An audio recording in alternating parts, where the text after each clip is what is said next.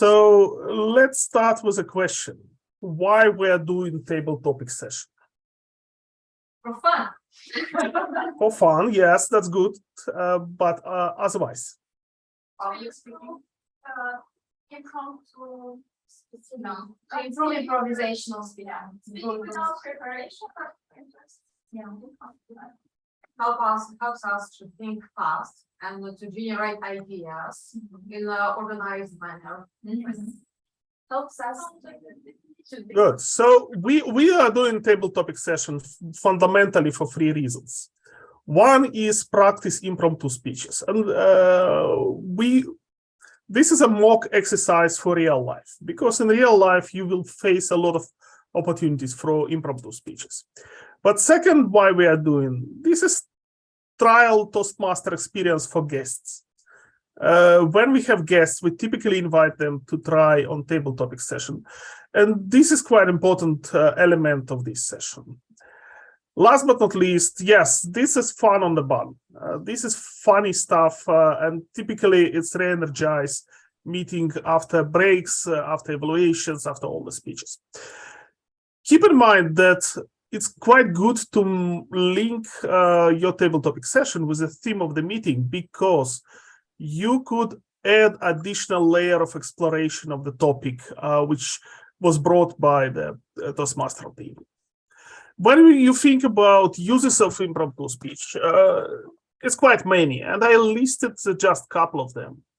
One and very clear thing is a job interview. Now more and more companies start asking you competency-based question. Last time you faced such and such situation, how did you behave? And you have to be ready. Sometimes you have to survive a tough conversation. That could be a good thing for dating, to do impromptu, but it also could be a part of your identity. And when I was preparing for this session, I ran across an interview by Ricky Gervais. He was talking, that's quite an old interview, and there is a link and QR code for this interview on YouTube.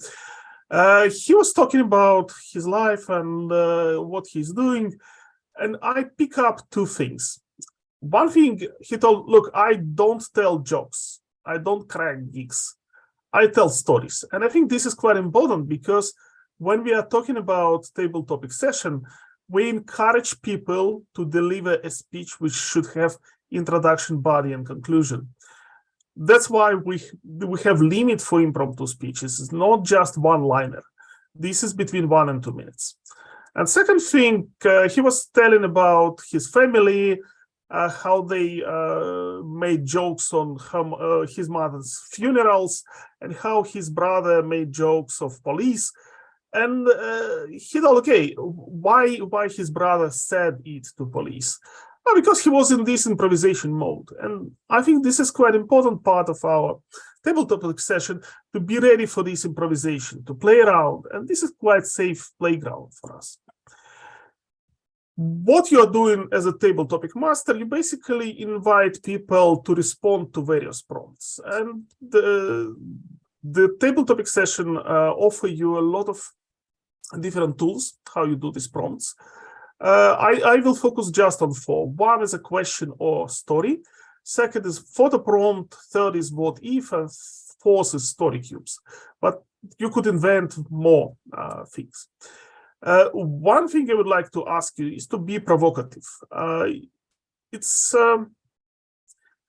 When you're provocative, the session could be fun. Okay, so let's go. First is a question or reflect on some story. This is quite easy to prepare, and respond to this could be easy or advanced. What you should consider is open versus closed question. When you ask something very broad, for instance, how is life? At some contest, the question was, what is love? This is quite tricky thing, because on one hand, this is very open question.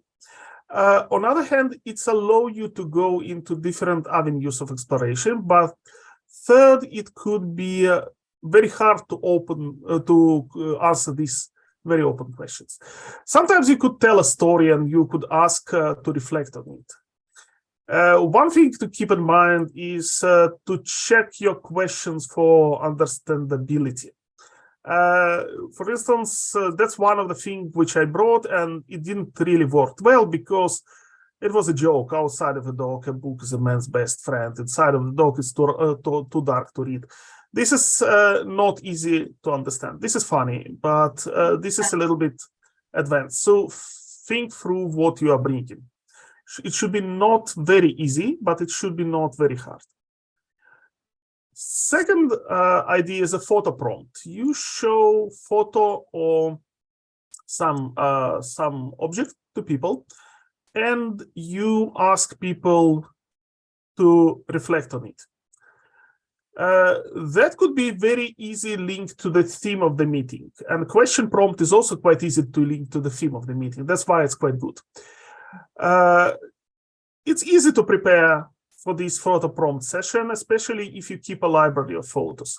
I have a library of photos for my photos and pictures for myself. Some of them are quite strange, some of them are conceptual, but sometimes it takes more time to select these things if you would like to link to theme of the meeting.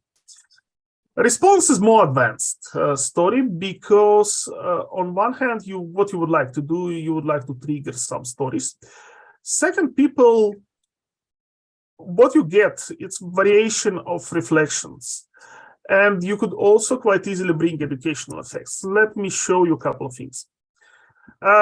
So this is one example. This is kind of reflect on this story. It's funny, and you could explore this story in very different lines. You could say, okay, we send tigers to the moon because tigers are great, something like that. But you could also explore it in a different way. But this is funny and could bring some funny stories. Next, this is a thing which I use to sell this thing. Do you know what is this? No idea. No idea. Yeah, and when I showed it to people, they try to guess what is this. They try to one very popular option was this is a massage thing, so you stamp people on the back. Somebody told this is a hairbrush, but it's not. This is a special stamp to make a stamp on the bread in Central Asia. They have this very flat bread, lipyoshka, and they make a stamp in the middle. It's kind of a stamp of quality from the producer, right? So it's quite funny how people try to make sense of this thing, or you could even ask people to sell it to you. So that's quite funny. That's a little bit different thing. That's actually be used in research on radicalization. So when we showed this post, this is a cover page of Vogue magazine. So when we showed this to two groups of people, one group of people start saying, "Oh, this is public health issue. Why is she smoking? It's harmful for health, la la la." But some other group of people start saying, "No, this is kind of sin. Women should not go uncovered. They should not smoke, and so on and so forth." So this is quite good technique when you would like to explore stories from people.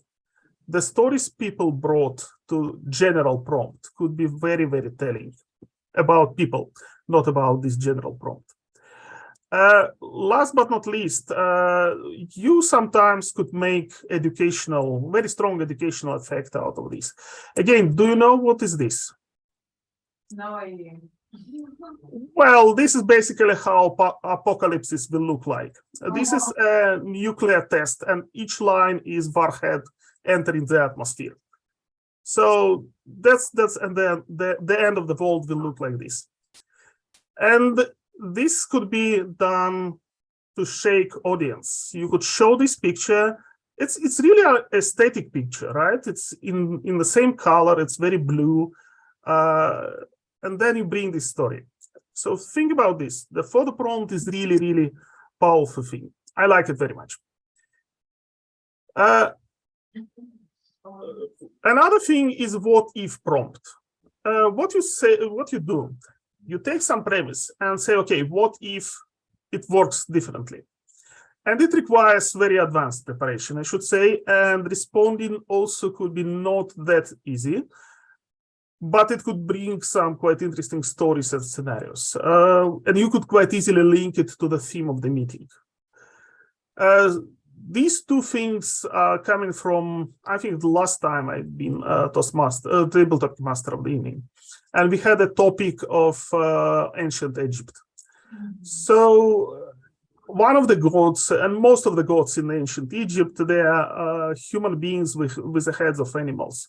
And my question was, okay, what if we have an animal with a head of person, right? How this god would look like, what he or she will be doing. So this is a little bit tricky, and this requires some preparation for speaker. But this is kind of advanced thing and could be quite useful, especially if you are preparing for job interviews, because that's a question you will be asked. Next time, what you will be doing differently. Tell about your biggest failure last time and what would you do differently. So this what if exploration is quite advanced, but it could be quite useful. Last but not least thing is a story cubes. Preparation is very easy. You basically roll different cubes with different figures, and that could be physical cubes, and I did electronic cubes for myself online, but you could make in PowerPoint these different cubes and show it to people. And you ask people to simply tell a story. Usually you have one cube for the hero, and that could you do as a kind of advanced technique. You could fix the hero and then roll just cubes around about place and action. So in this case, you see we have a ghost, we have a castle, and we have an action of selfie taking. And you could tell a story out of this. Again, this is a little bit more advanced and hard technique because you have to tell a story, but it could be really, really fun. So that's 4 techniques. And regardless of this, you should volunteer speakers. When you volunteer speakers, ideally you should keep a sequence. Typically in our club, we have first some experienced club members speaking to show how it works. Then we invite guests if we have many. The reason why we invite guests is to give an experience. So one thing is to tell and see, but another quite experience when you participate in this. And last, you could invite some club member. You could volunteer. You could ask people to volunteer. Sometimes some people need to be volunteered. This is you don't spend too much time on this. If you don't see people volunteering, just put fingers somebody. And don't forget online audience. Sometimes we tend to forget about online audience. We have a grace period to think, which is optional and better to avoid. In life, you never have this grace period. But if people really need to think around, you could give this period. But I would suggest that stable topic evaluators bring this quick start in evaluation and say something like, oh, it's very good to start speaking as you got the question, and you could use this or that technique to buy yourself a time. Last but not least, checklist. So how you do this? Before the meeting, you check the topic with Toastmaster of the evening and prepare something like something you like in line of the topic of the meeting. And you prepare prompts. I suggest you to have 1, 2, maybe 3 additional prompts in case you have more time and you have more people who would like to participate. During the session, first you remind why we have table topic session. And you could speak something like 30 seconds why it's important. Second, you have to explain the rules. You have to speak on the spot. You have between 1 and 2 minutes. Then you run session, which I already discussed, and then you pass the floor to Toastmaster of the evening. Quite important thing is what you do after. After you get general evaluator feedback. And keep in mind that table topic evaluator doesn't evaluate table topic master. This is a role of general evaluator to evaluate table topic session. And when you get this feedback, reflect on it and be next time better. I stop here. Thank you very much for your attention.